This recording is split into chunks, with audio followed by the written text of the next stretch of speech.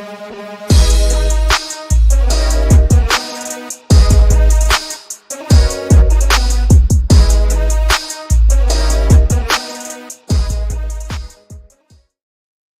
up, everyone? Welcome to Level 7. It is time for another episode of the Agents of Fandom podcast. I am your host, TJ Zwarich, and joining me today to talk about some Gen V, it's my friend, it's my bondage baby, it's Jam. How you doing, my man? I'm doing well, bro. I'm great to be back as always. Happy to have you on, and it's an exciting day because you're not just here to chat about Gen V. I want your recap. I want your highlights. You had a big weekend over at New York Comic Con last week. Yeah, man. It was we were just talking about it a little bit off pod, but what a time. It was exhausting.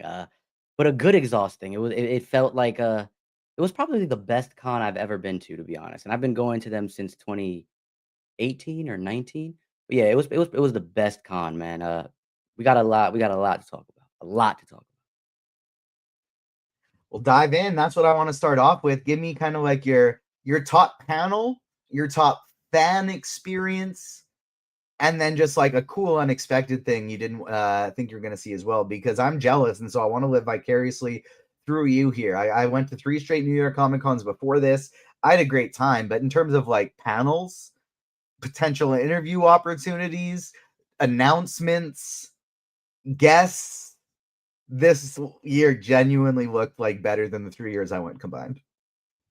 It was crazy. I want to shout out to everybody that I got to see also, like getting to see work. I tweeted about it, but Jenna, BD, Rachel, all people, all great, great Jordan, all great just at what they do. They're all working hard, like, and it's so great to see that. I think that was like one of the best. I didn't expect to really run into anybody or get to see those people work, but getting to see that I think was probably like my one of my biggest highlights, was because it was inspiring. It was like, man, I got work to do, and it makes me want to do it because it's so just like you said. I was living vicariously through them. I was just so happy to see like creators get to these opportunities that I feel like, and creators, journalists, like we finally get to this point where like superheroes and comic books and even like it's more, it's bigger than just like for the fandoms or for us like as nerds. It's like more of a pop culture thing now. It's a huge community, and so it was really refreshing to see all of them. That was probably the biggest thing. But as far as panels, man, that Marvel panel got me.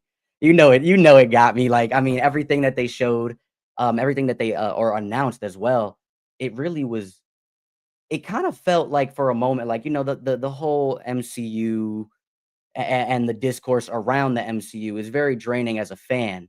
And I think this point, just to be there for my first time actually being there and seeing the announcements and getting to experience the community actually have the exact same hype that we have online sometimes, like that was probably my best panel overall. My fan experience, I kind of ties into to what I was saying, getting to see all of them. But I would say if I had a follow-up one, it was just me trying to do something different as a fan, connecting with other fans. And that was, you've probably seen some of like my little interviews asking people in cosplays like what who their favorite character was, or just things like that. It was really, for me, that was probably my best experience, was connecting with different fans about different things and just asking them a bunch of questions. Um, I got to meet a lot of great individuals like Dennis Cohen. I got him to make a remark on my static comic. Well, I actually got the static comic there, but I didn't even think about it because I didn't know he was going to be there. But I have the comic, but I got a variant cover that he could make a remark on. And so talking with him and just, about the whole Milestone universe and the Milestone Initiative and what they have going on in their realm and what's to come. And hopefully gonna be connecting with him soon. I actually got to meet in passing while I was in Wolverine Logan's like cowboy cosplay. I actually in passing got to meet the original writers of the X-Men animated series, and they loved my cosplay so much. And I didn't even know it was them in that moment. And then I looked at them and I was like, wait a minute, I know y'all. And so they had some previously on X-Men merch and it was really cool. That moment, they were just like, "Here, take our information. We got to connect. We love your look, and we want to see what you do." So just to be able to talk with them, and then the next day to see that Marvel panel with X-Men 97 and them talk about it on stage, I was like, wow, like those are just two, I would say, sneak peek connections that I want to throw out there because I got a lot of people that I met, a lot of people's information that I got to connect with, and I guess the last one I do want to highlight is my friend Jackson Lansing was there, and I got to talk with him and get him to sign some stuff again. So that was overall a great experience, man. My New York Comic Con was great. I can't wait to highlight some more stuff coming. I can't wait to make some video. I got a lot of editing and a lot of photos to put out for my cosplay as a fan, but then people that I spoke with and things like that. So got more stuff to come.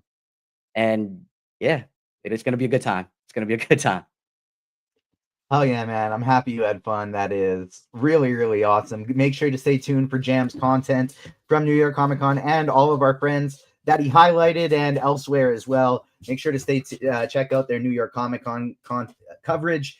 Don't just like the tweet, click the link. Click the link, visit the website. If you're going to report on it, accurately source it. Shout out to our friends at the Reckless Rebellion. Always hammering that home, but it's a good thing to hammer home. But check out all of our friends' work from New York Comic Con and check out our stuff as well at agentsoffandom.com. Agents Fandom on all the socials except for Twitter and TikTok. It's at Agents Fandom. I got a dog attacking my feet right now, making me lose focus. Subscribe on YouTube, wherever you get your podcasts. Leave us the 5-star rating on Spotify and Apple Podcasts. Leave us a nice little review there. And most of all, hit the like button here on YouTube. Help us grow this community, battle that YouTube algorithm. I want to know what you've been watching, my friend. I have been absolutely slacking in my movie watching quest lately. Since I went and saw one battle after another in theaters, I have not been watching many movies because Ghost of Yote came out. And so I've just been so locked into playing that. And I have finished it. Like, I completed the full story. I've done all the side missions. But now today's Wednesday, as we're chatting right now, Thursday morning, Pokemon Legends ZA comes out. And so I'm going to be right back into my gaming streets. I'm not going to be watching movies again, because I'm going to be way too busy with that. But we actually will be giving our Pokemon Legends ZA reactions, myself and Damon, on Friday. And then we're going to be giving our full kind of like New York Comic Con trailer breakdown from there as well. We'll be going through those. So stay tuned for our Friday show. And in addition to that, on Sunday, actually, I'm going to be on next week. I'm not sure what day it releases off the top of my head, but next week, I will be on the Controller Club podcast with some of our friends who have been here on the podcast there. I'm headed over there to talk about some Pokemon Legends ZA, so stay tuned for that. But other movies, have not been watching much. I watched The Matrix for the first time since I was a small child. That was really awesome. Incredible film. Really happy I revisited that one. And then I got the urge lately to rewatch the Dark Knight trilogy. And so just last night, got the baby to bed early, watched Batman Begins. And the other thing I watched today, like literally right before we came on, because I'm on a fantasy football show called the Pick Six Show every Wednesday. I'm on it tonight.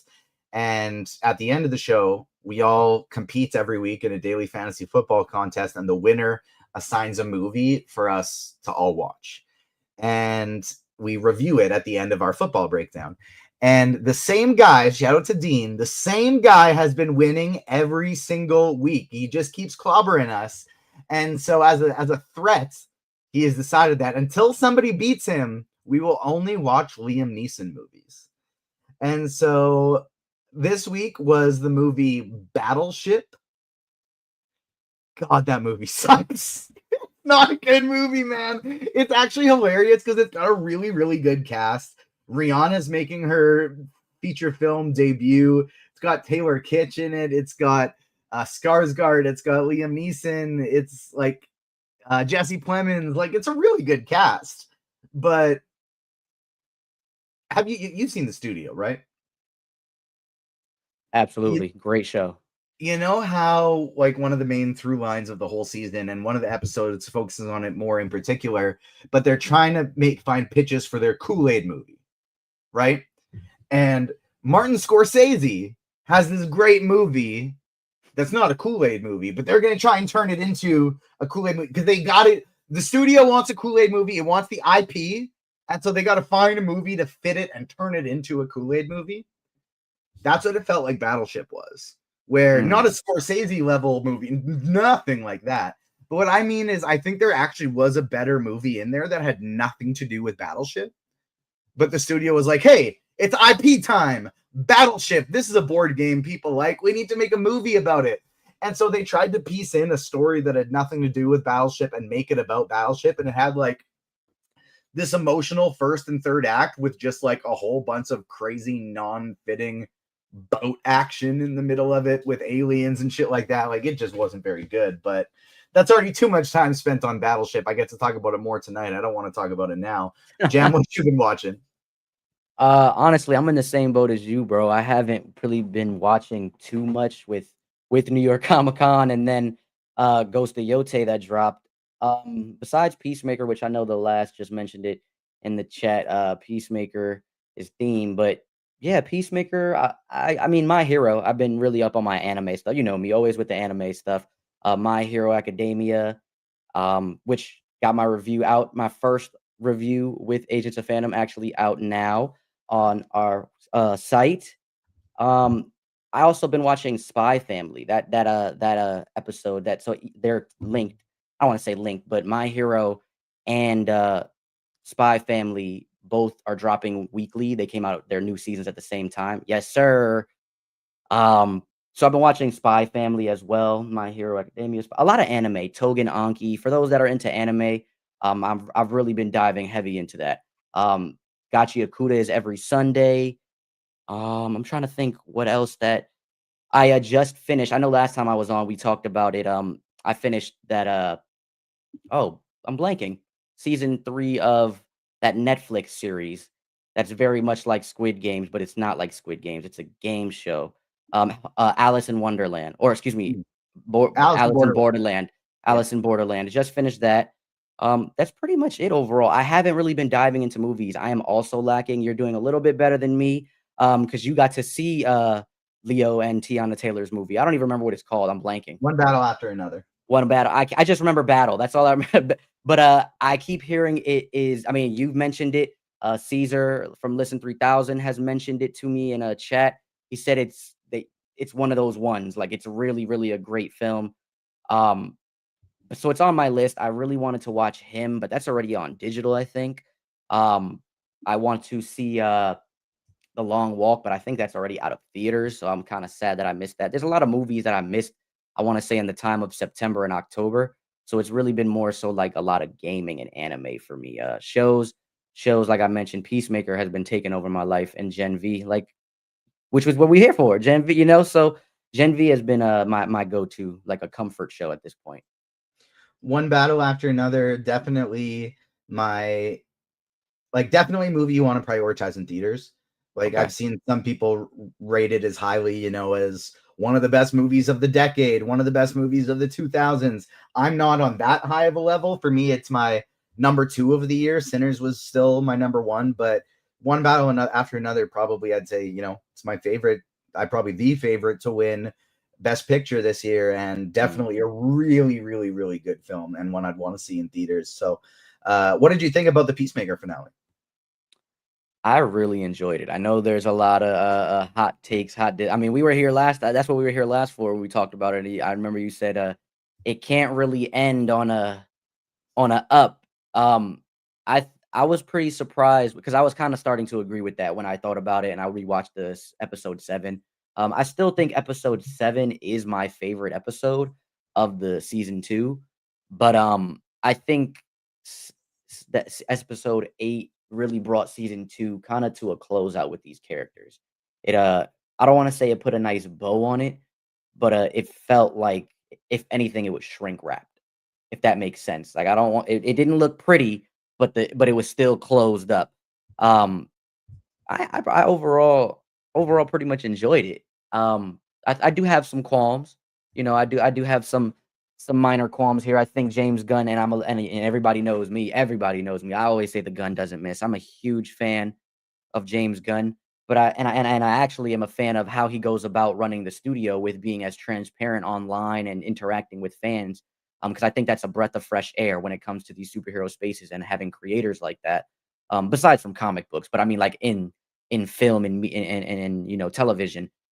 But I think there's getting to a point where bro kind of might want to rein it back a little bit. Um, I think some of the expectations that we as fans set for ourselves um might have came also from word of mouth from some of the podcast that episodes that he mentioned and things like that on their show. um so I'm just a little bit concerned, but overall as far as the show itself, I think it was really good. I just minor qualms here and there, and a lot of that comes from, again, expectations that I felt like were either set by myself or set from you know the media headlines and things like that. I'm with you there. That is one of those things that like Sean and I talked about it, and we differed on our thoughts on our Peacemaker season finale podcast, which you can of course check out on the Agents Fandom YouTube page, wherever you get your pods. But I kind of felt as though I understand why the internet is pissed off and had high expectations, because he set those expectations, right? James Gunn set those expectations on the podcast with all the hyping up of the show. And on one hand, it's promotion, but on the other hand, you got to meet that expectation that you set if you want, the high praise. But having said that, he handled the fallout, I think, as good as he, like, not fallout, like, again, we talked about it. I think the finale was disappointing, but I still think the season of television was 7.5, 8 out of 10, a very good, like, I enjoyed it. It just Yeah. was weak in comparison to season 1 for me. But having said that, he, like, somebody asked him about it and he said, I loved it, and I understand that it won't be for everybody. I'm sorry that it wasn't, but it's definitely some of the favorite stuff I've done. Well, fair enough. You're not going to Yeah. please everybody, and so that's fair enough. But alas, we are here to talk about Gen V today, which is what I want to dive into with you. I can't remember if we've talked about Gen V this season together yet, but what have been your thoughts on season 2 so far? Spoiler free, with only one episode to go. um I don't know. You got me thinking, have we talked about it so far? I don't think we have. Now I would have to go do my little research here. If I was on, it might have been for an early like episode, and I don't think it was. It was more, we only really talked about Peacemaker stuff. But overall, yeah, I just looked. I was like, no, I don't think I don't think so. Yeah, but overall, season 2 for me was phenomenal. I mean, it is phenomenal so far. I'm very biased when I say this, so I'm gonna throw a hot take out there. But to me, Gen V is some of the best superhero television out there.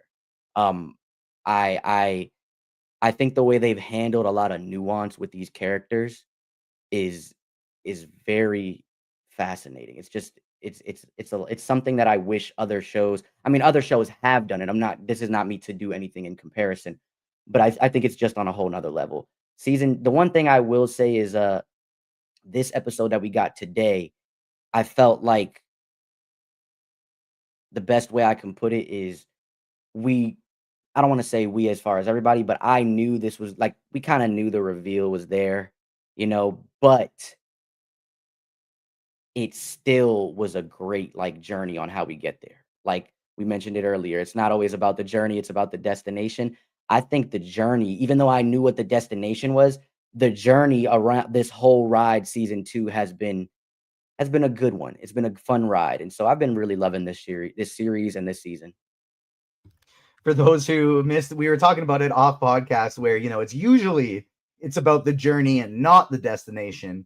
But I got a really painful massage before the show, and for that one, it's about the destination. Right, the journey sucked. The journey was painful, but I know it's going to make me feel better afterwards. So that's why it's about the destination. I agree with you. I really do think this is one of the very best, like, superhero related TV shows that we've ever gotten.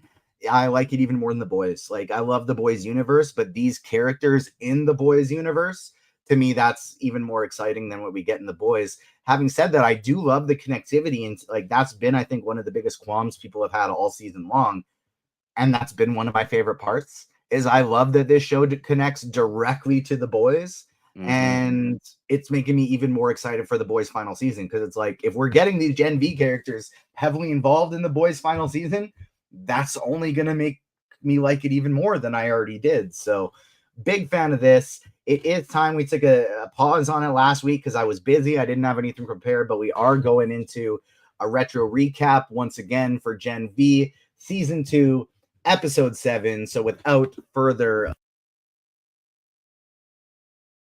the Guardians of Godolkin are shacked.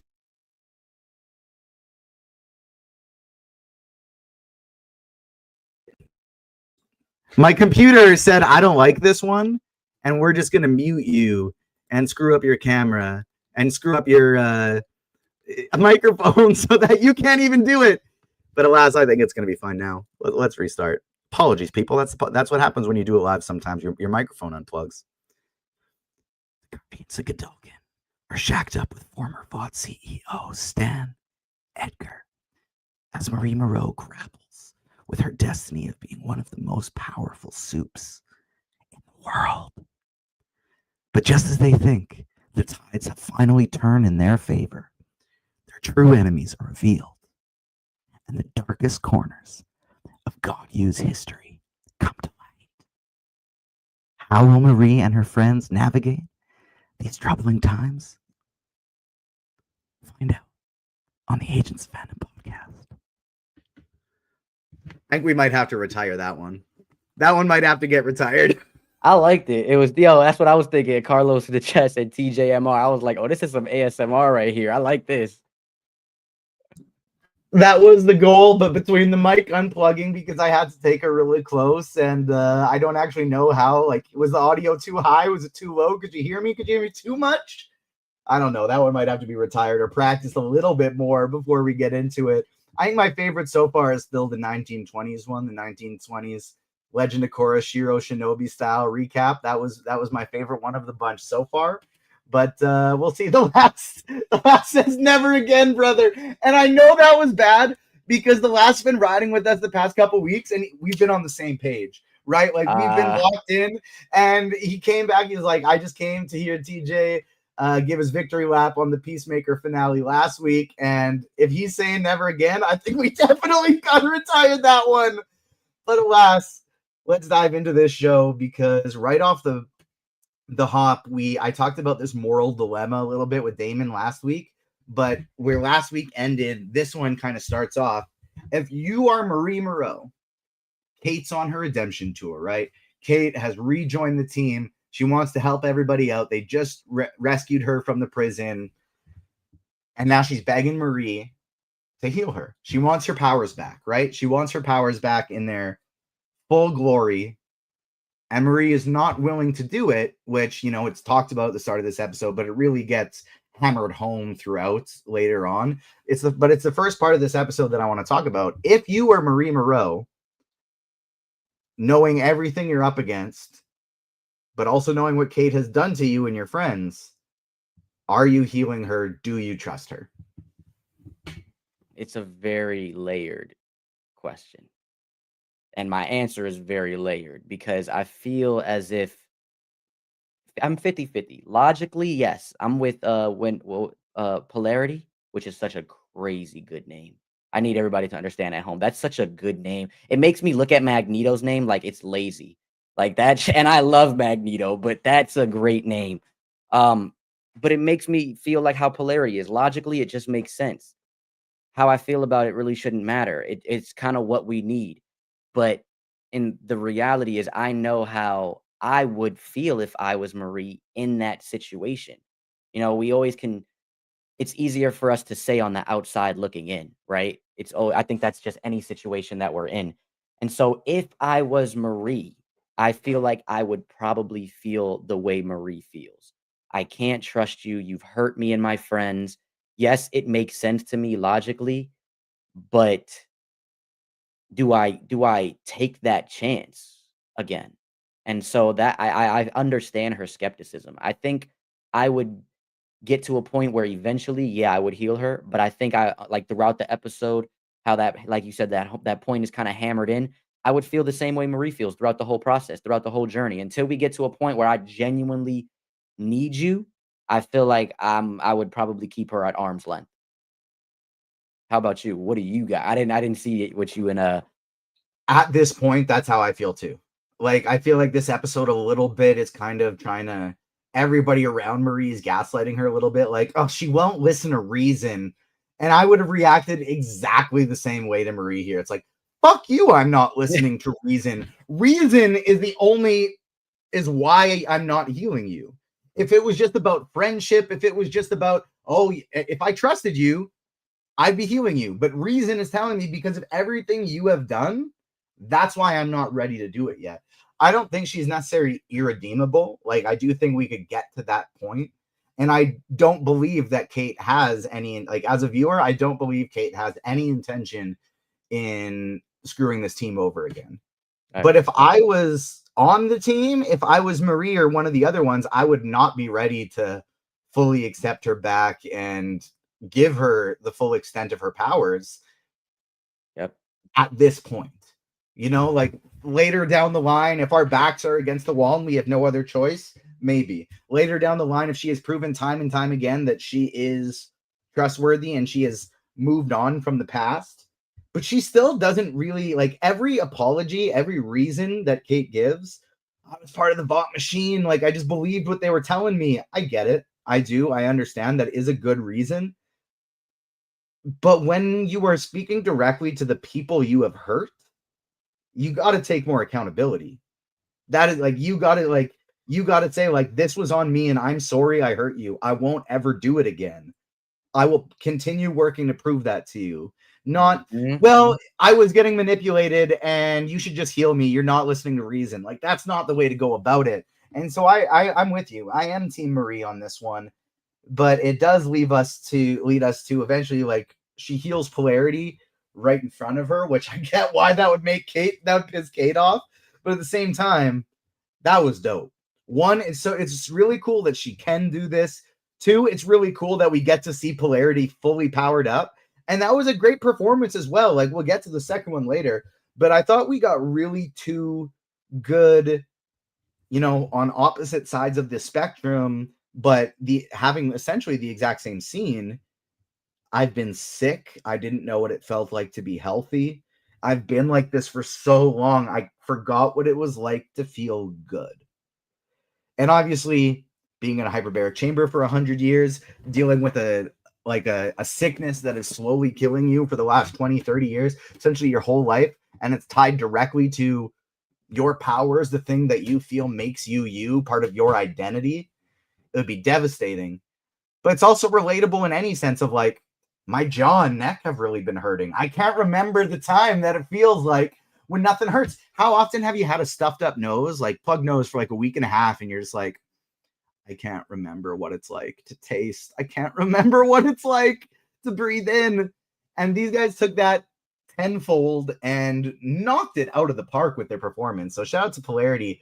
What were your thoughts on kind of his story arc in these past two episodes, from fighting Polarity to getting healed to kind of subbing in, filling like, you can't fill Chance Perdomo or Andre's shoes in this season. I think, like, it's a big loss that is felt, but in the plot, in terms of like a way to, I assume, this power set, the way they're using it would have been Andre in this season. What have you thought about Polarity's arc in these past two episodes?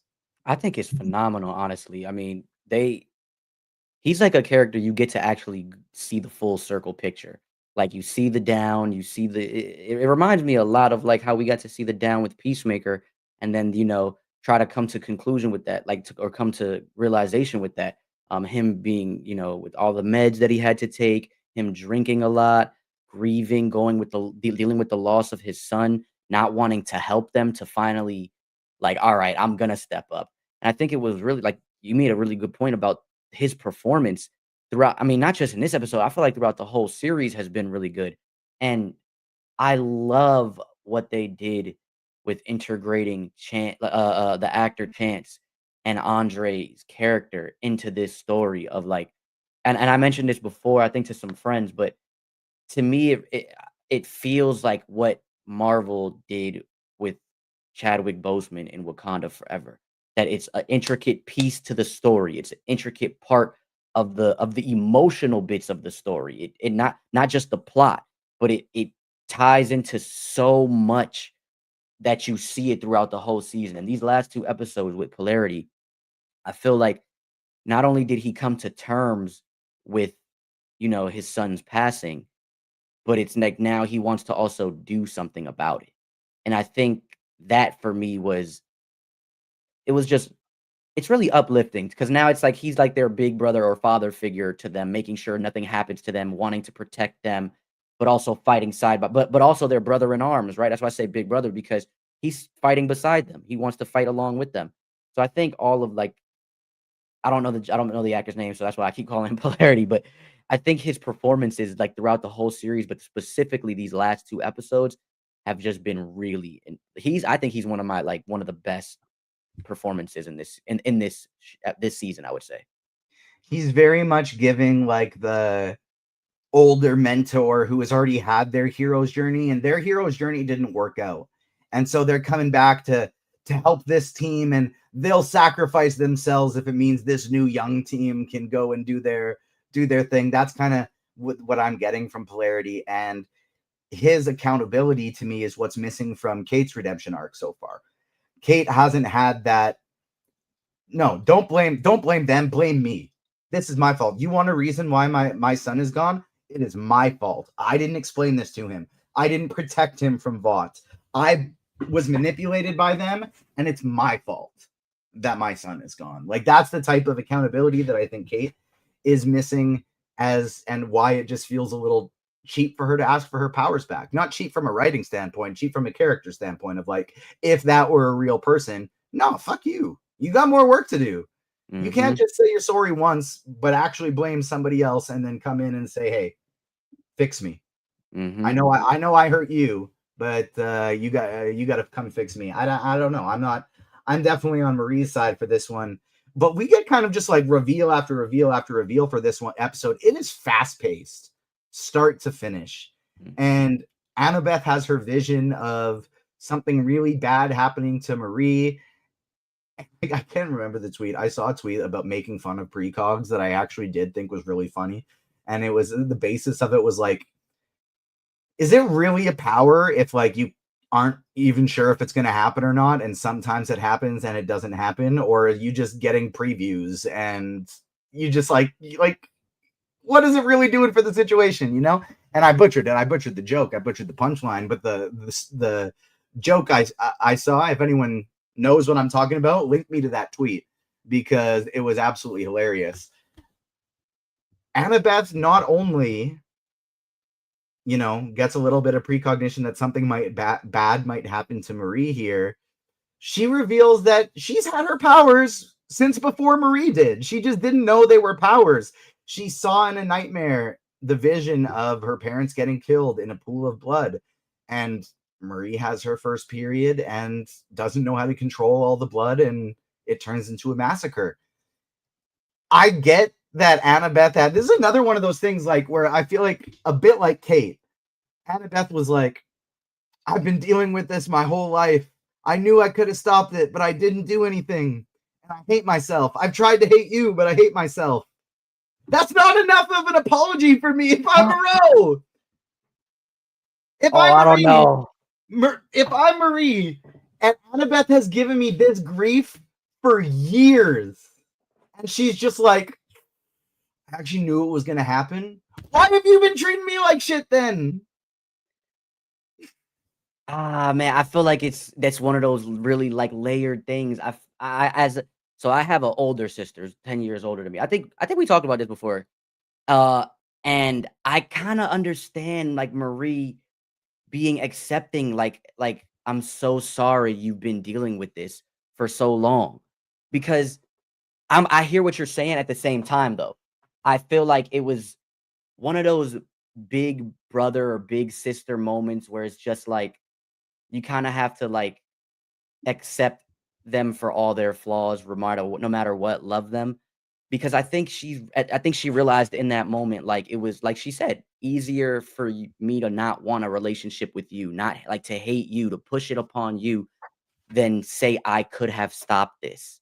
I want to stop this. And like she said right now, I want to stop you because in that moment, she's been pushing her away. And I think to Marie's point, or to Marie's point of view, at least how I took it was, wow, you do want me around. You do genuinely care. You do love me, but you're so mad at yourself. You need to blame me. And so I feel like, I don't know, I think it was enough for Marie to realize, like, I can forgive you because it was never your fault in the first place. You know what I'm saying? It's not Marie's fault either. It's really their parents' fault Oh, for it's not, 100% their parents' fault. you know what I'm It's saying? not Like, Annabeth or Marie's fault even a little bit. I What think I it's my and so for what it's worth, you're correct. And it's because Marie is a bigger person than I am. And it is why she is able to accept that so easily. And I'm just trying to like putting myself in Marie's shoes of like, I've been searching for you my whole life. And I've been trying to keep you safe and care for you at any cost. I just saved your life. And even until this moment, you've still been giving me shit. Like, you came up with this revelation a while ago. You've been blaming yourself for a while, and you shouldn't blame yourself, just like I shouldn't blame myself. But what have you been holding it? We should have been on a team the whole time, Annabeth. no, that's a We good should point. have That's been a on a good point. team. We should have been together. We should have been dealing with this trauma together. I get it. And it's as you and the last both say here, Marie's own trauma is what allows her to have compassion and empathy, understanding how insane all of this is, especially because they were children, right? They were children. This was neither of their faults. But I was impressed with Marie as to how quick she was able to be like, I forgive you and I love you. Because that would have, like, I would have got there, but it would have taken me a couple hours. It would have taken me a little bit longer of like, what do you mean you knew it wasn't my fault? So you know What what do I you think mean? does it? Like, yeah. I think to add on to what you're saying, I think it would have been like that, actually. I think if If it they wasn't an weren't intense moment. in an intense moment that she's like, and I think the implication is, I appreciate you, I love you for saying all this, but I'm still gonna do what I need to do, and Yeah. that's go take, you know what I'm saying? So I think it, like, what we're all like, what you, the last, myself, I think we're all kind of like intertwined in this moment, because I agree with what you're saying. In that moment, I feel like it also would have took me some time, like, so why you been giving me all this crap for so long? Like, I've been, like you said, looking for you, trying to make sure I care about you. But yeah, I mean, look, they just said it. I forgive you. Now watch me lift all my friends off the check. Yeah, Like, Marie immediately lost that goodwill of like, I'm impressed. I'm like, damn, look at you. You're a big person. And then she freaking blood bends all of her friends in the air and just holds them like meat sacks up in the air. Man. I really got that Katara moment. I was like, oh, like, we're taking it here. Like, Yeah. Yeah. And it doesn't seem like that just, Katara style of blood bending where she's doing it. It's like that Amon style and that Tarlock style of blood bending where like that shit looks like it hurts. That shit looks a like they're lot. being tortured. And so it did lead us into a really cool action sequence though. Cypher going up against Polarity, Jordan, Sam, and dude's name I don't remember, but apparently he's just fucking Superman and they've just been sleeping Greg, on him the whole season. Greg. where the fuck did he come from? Like, He can fly. He's got this like super strength or whatever the hell he has. Like, why has he not been helping them the whole time? But and what is his ranking? Like, that's something that immediately I thought in my head. It was like, if you can keep up with Jordan, who's the number one, and Sam, who and Sam, like, if he wasn't dealing with all kinds of chaos in his brain, would be up at that ranking. Like, I was Greg. I was like, where did this guy come from? But yeah, Greg, where the fuck have you been, man? I thought the action sequence was really cool. I really love the. Have you ever played Whack-A-Mole? that sequence where Cypher is bouncing back and forth between them was really, really cool. And we finally get the reveal that people have been speculating with since the beginning of the season. Not only was that old man that everybody thought was Thomas Godolkin, guess what? They were right. That old man was, in fact, Thomas Godolkin. But we were thinking Cypher's his son. Cypher is trying to continue his work. Jam, Cypher wasn't even a real person to begin with. That was just Thomas Godolkin. This has been a hard one to bite my tongue on for the last 8 weeks since I watched it. What were your thoughts when you were experiencing this twist? I was just mad. I'm not gonna lie. I was mad. Like because it was something like you said. A lot of people speculated. I started to feel like that was what's gonna happen. But I think what made me more mad was like, dang, like he really used this random person. Like just took this guy. What did he say? I don't even remember what he said his name was. And I just couldn't believe it. And then there's so many. You know who else was in Battleships? Speaking of the great cast, Hamish Linklater. Hamish. Hamish Linklater. The actor He was who at New plays York Comic Con. He was in New York Comic Con. Cool. He Yeah. was in Battleship today as well. It made me. I was just mad, dude. I couldn't believe it. And then so many thoughts started coming into my head, like theories, because they showed us the scene, which I think they showed it in the beginning of this season as well. I could be mistaken, but they showed us the scene where Godolkin like was dying or he got caught in the fire or something like that.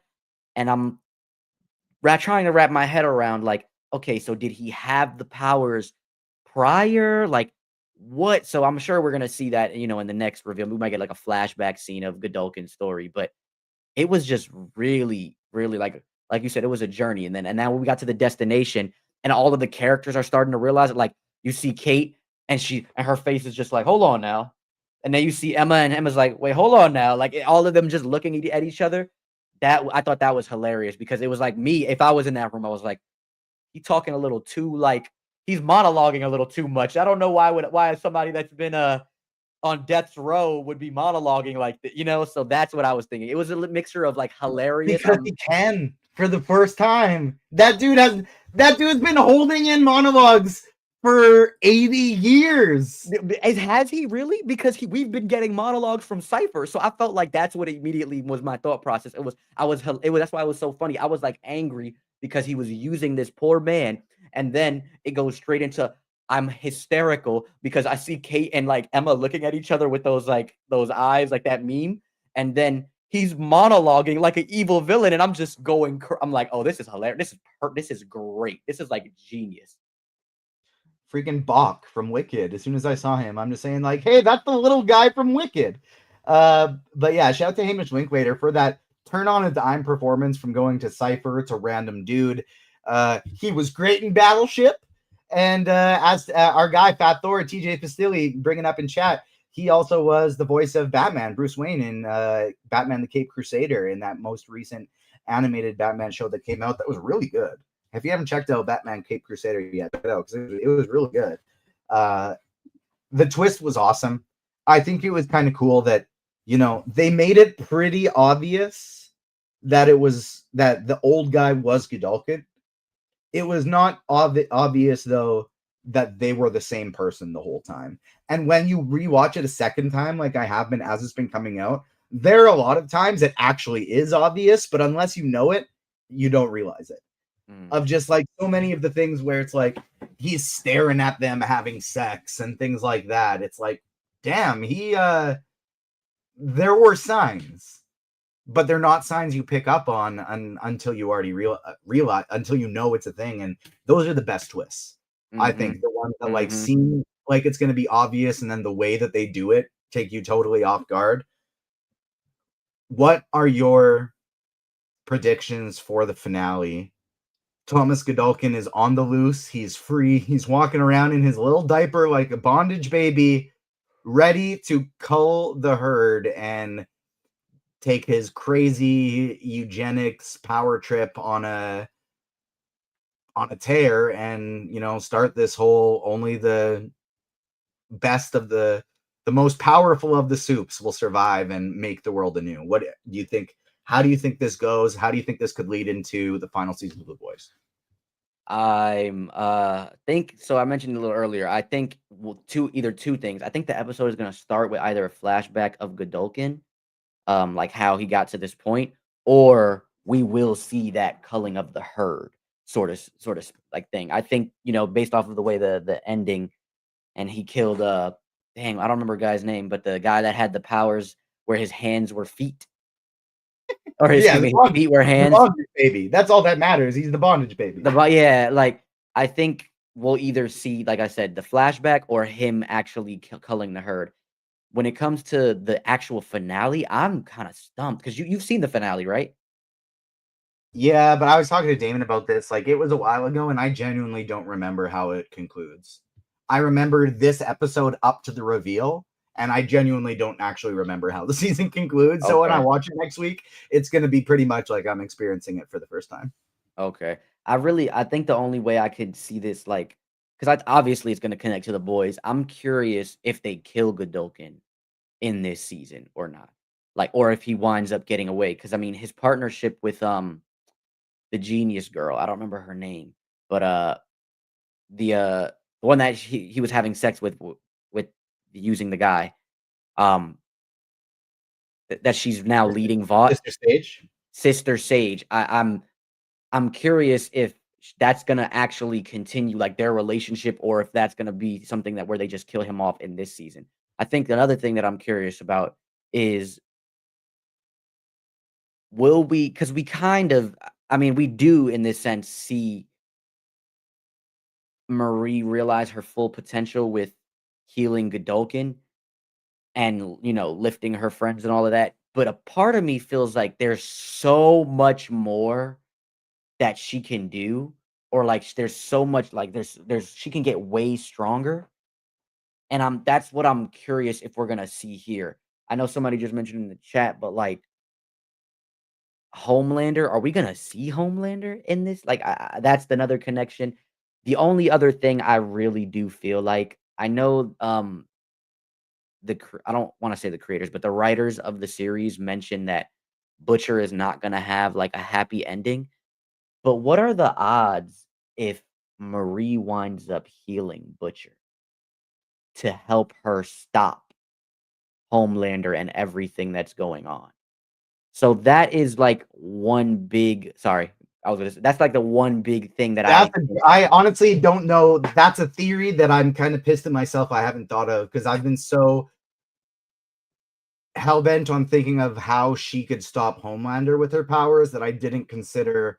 Oh, maybe she just is going to heal Butcher.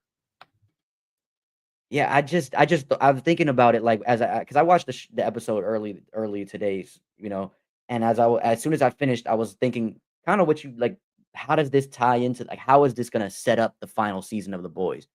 And with her, I felt like with her healing Godolkin, that's her getting that test of what she can and can't do with the body, and I think maybe she can either remove, like, I mean, we just seen her heal Polarity, she fully healed Godolkin. I'm curious if she can remove the compound V that's killing, um, Butcher from him, so he may not even have powers anymore, or if she just heals him entirely to where he can still have powers, but now he's just not sick anymore.